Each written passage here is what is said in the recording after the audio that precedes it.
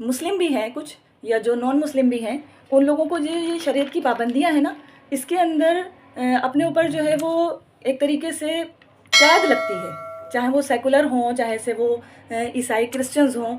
تو وہ لوگوں کا کہنا یہ ہے کہ یہ تو شریعت کی پابندیاں جو ہیں یہ تو بہت باریکی کے ساتھ ہم اس طرح سائیکو ہو جائیں گے کہ یہ حلال ہے، یہ حرام ہے، یہ کریں یا نہ کریں، کیا کرنا چاہیے، ڈوٹس کیا ہیں، ڈونٹس کیا ہیں. یہ چیز تو ہمیں ذہنی طور پر مریض بنا رہی ہے. اب یہ جو سیکولر ہیں یا کرسچنز ہیں یا مسلم میں بھی ایسے لوگ ہیں کچھ کہ شریعت کی ان پابندیوں کو اپنے اوپر لعنت یا اپنے اوپر ایک بوجھ سمجھتے ہیں.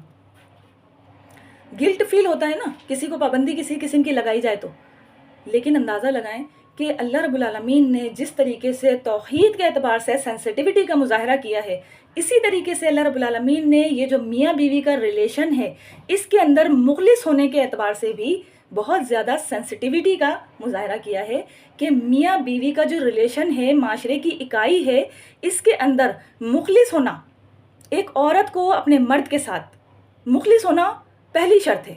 اندازہ لگائیں کوئی عورت اپنے مرد کے علاوہ اور مردوں کے ساتھ بھی اٹیچ ہو جائے تو پھر تو خاندانی نظام چل ہی نہیں سکتا.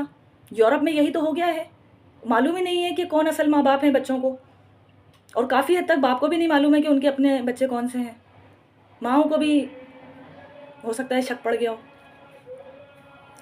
تو بہرحال ہم یہ کنٹرول ورڈز میں بات کر رہے ہیں یہاں پر کہ اگر اسی طریقے سے، اور یہی چیز شوہر کے لیے بھی آتی ہے کہ اگر مثال کے طور پر ایک شوہر اپنی بیوی کے علاوہ اور دوسری عورتوں کے ساتھ بھی چھپی آشنائیاں چلاتا ہے اور دوسری عورتوں پر بھی نظر رکھتا ہے، تو پھر یہ جو میاں بیوی کا ریلیشن ہے اس کے اندر جو مخلصی کی بانڈنگ ہے وہ کمزور پڑ جائے گی.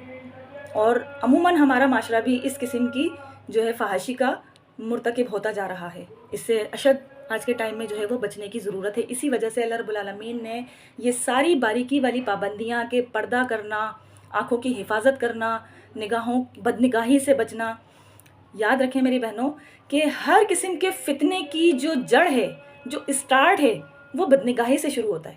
صرف فحاشی بے حیائی کی بات نہیں ہے، بلکہ اس کے علاوہ بھی جو برائیاں معاشرے میں پلتی ہیں نا، وہ بھی کہیں نہ کہیں بدنگاہی کی وجہ سے ہوتی ہیں. کسی اور کی نعمتوں کو دیکھ کر حسد کرنا، اس سے جلن کرنا، اس سے نفرت کرنے لگنا. اب یہ نگاہوں سے اس کی نعمتوں کو دیکھا اور حسد کرنے لگے، جیلسی فیکٹر ابھرنے لگا. تو یہ ساری جو دل میں وسوسے اٹھتے ہیں، یہ نگاہوں کے ساتھ ہی تو شروعات ہوتی ہے نا ان کی. کس طریقے سے وہ جو ہے وہ نفرتوں کے اور جال بچھا لیتے ہیں ایک دوسرے کے ساتھ، انزائٹی کا شکار ہو جاتے ہیں. مطلب